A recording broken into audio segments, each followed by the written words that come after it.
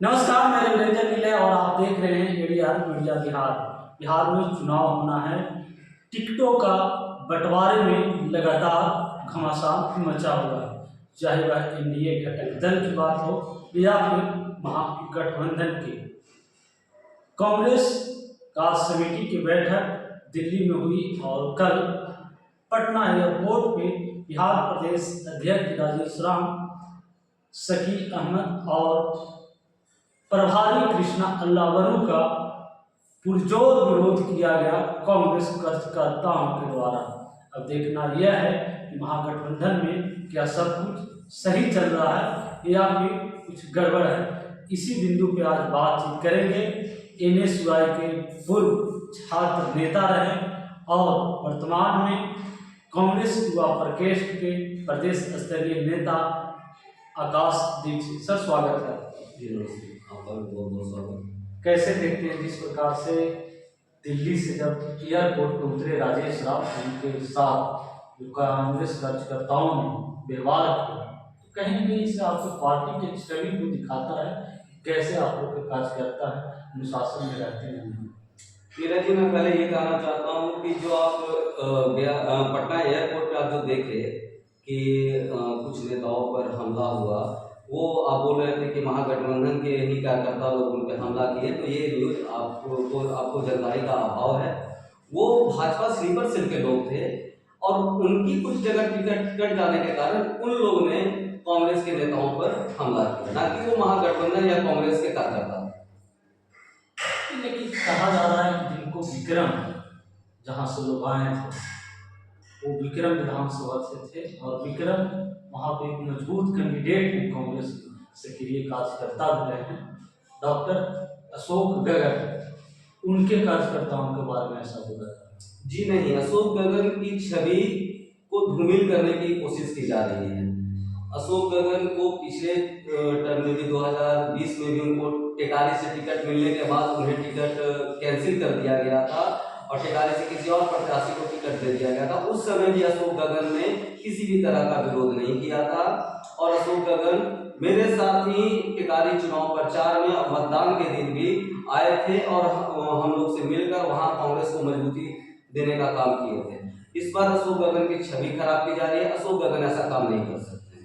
वो एक शिक्षित व्यक्ति हैं और पढ़े लिखे व्यक्ति हैं। ऐसा हरकत बच्चा लोग वाला काम कर ही नहीं सकते हैं। कांग्रेस के लिए वो हमेशा स्टैंड रहे हैं। स्लीपर सेल किनको आप? स्लीपर सेल उन्हीं को बोल रहे हैं कि जो चुनाव के वक्त हेलीकॉप्टर कैंडिडेट की तरह भाजपा में रहते हुए कांग्रेस में आ जाते हैं, टिकट ले लेते हैं, उनको हम स्लीपर सेल कहते हैं।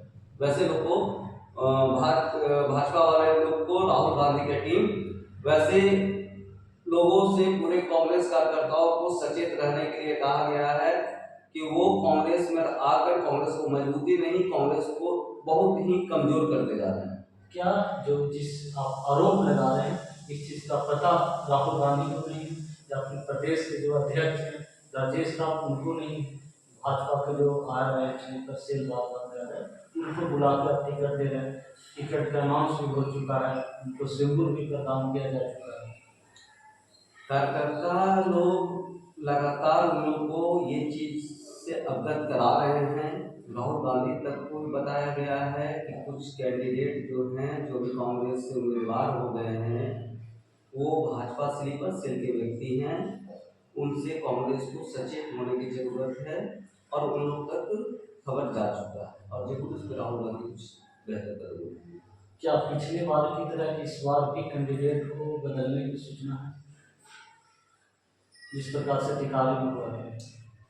अभी तो टिकारी गया, ये सब होल्ड पे है। देखिए क्या होता है, अभी तो कुछ बताया नहीं जा सकता है। लेकिन राहुल गांधी जी और धर्मेंद्र यादव जी और कृष्णा अल्लावरू जी ने कहा था कि जो कैंडिडेट मेरा पिछले बार जो रनर रहेगा उसको पहले प्राथमिकता दी जाएगी। एक बड़े चेहरे का नाम आ रहा है, ये जो पूरा बिहार में खेला हो रहा है या टिकटों के बंटवारा में जो पेच फंसा हुआ है महागठबंधन में, वो लालू यादव के करीबी बताया जा रहा है। कौन, उसका नाम आप बताइएगा तब तो नाम तो जाकर करिए, कौन लालू यादव के करेगी। और ऐसा कहा जा रहा है कि वो अपने पुत्र को लड़ाने के लिए सारे चीज कर रहे हैं। पुत्र की जिस नेता के बारे में बोल रहे हैं उस नेता का नाम तो आप ले सकते हैं ना, बता तो सकते हैं ना, तब तो हम बढ़िया से उनके बारे में बता सकते हैं। सोशल मीडिया पे एक नाम चल रहा है डॉक्टर अखिलेश प्रसाद सिंह। हाँ, तो ऐसा चर्चा में है कि डॉक्टर अखिलेश प्रसाद सिंह अपने बेटा को टेकारी विधानसभा या अरवल के लिए हाथ मार रहे थे, लेकिन अरवल सीट तो आरजेडी के खाते में चला गया है और टेकारी अभी होल्ड में है। अगर टेकारी में अखिलेश प्रसाद सिंह के पुत्र आकाश प्रसाद सिंह को टिकट अगर मिलता है तो कांग्रेस के सच्चे सिपाही के साथ बहुत बड़ा धोखा होता है। क्या कांग्रेस के लोग वोट करेंगे, मान पाएंगे कि मेरा अपना खरीद?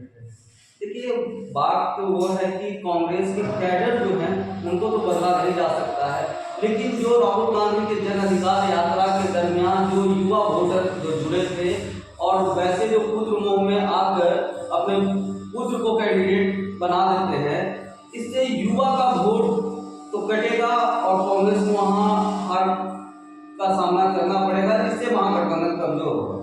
एक आप पब्लिक प्लेटफॉर्म पे आकर बोल रहे हैं इस बात को, आप पद पर भी हैं कांग्रेस पार्टी में, तो कहीं ना कहीं आपको भी नुकसान पहुंचे। नुकसान, सच बोलने में अगर नुकसान होता है तो कोई दिक्कत नहीं है। राहुल जी एक चीज कहते हैं कि हमारे कांग्रेस के कार्यकर्ता सच के लिए लड़ते हैं, राहुल गांधी भी आज सच के लिए लड़ रहे हैं, तो हम लोग सच बोलने में डरते नहीं हैं और राहुल गांधी के हम लोग बब्बर शेर हैं। बब्बर शेर है। पिछले दिनों राहुल गांधी और तेजस्वी यादव महागठबंधन के तमाम नेता थे, इसमें अति पिछड़ा न्याय संकल्प की बात की गई, लेकिन जब टिकट की बंटवारे की बात आती है कहीं धरातल पर दिखते नहीं। गया के कहा जा रहा है कि 3 जो सीट थी तो तीनों के तीनों स्वर्ण के खाते में जाते हुए दिखाई दे रही है। ऐसे में आप अति पिछड़ा समाज से आते हैं, तो क्या कहना चाहेंगे? ये आपका बात जो कहना है बिल्कुल सही है, लेकिन पिछले बार जो कैंडिडेट थे तो आप देख सकते हैं कि गया क्षेत्र जो है वो सच में ओबीसी के लिए सबसे वोट बैंक में संख्या उनकी ज़्यादा है। गया सीट से सच में ओबीसी को ही मिलने चाहिए, लेकिन पिछले बार जो हमारे उम्मीदवार थे ओंकारिया उपरनाथ और भुवन श्रीवास्तव जो काफ़ी अच्छे टक्कर दिए थे प्रेम कुमार को जो बीजेपी के हैं, और अगर किसी और नए कैंडिडेट को अगर चांस दिया जाता है तो उनको उस जमीन को उतरने में काफ़ी समय लगेगा, और वो जमीन जो है मोहन श्रीवास्तव पहले से बना चुके हैं। तो ऐसा लगता है कि मोहन श्रीवास्तव अगर जीत जाते हैं चुनाव में तो कांग्रेस गया सीट पे मजबूत हो गया। अगर यहाँ से अगर अचानक से किसी ओबीसी कैंडिडेट को टिकट दे दिया जाता है तो इसका खामियाजा हो सके तो कांग्रेस भुगत सके। लेकिन अति पिछड़ा सीट देने की बात की जा रही है बहुत दिनों से,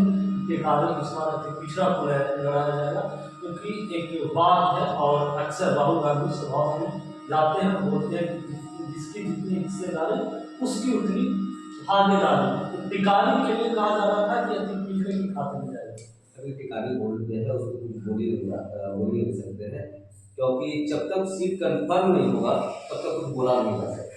और अगर उसमें पिछले जो कैंडिडेट थे सुमंत कुमार सिंह उनको टिकट मिलता है तो उस पर मैं सहमत हूँ कि वो रनर थे और बहुत कम परसेंटेज से वोट से चुनाव वो हारे थे।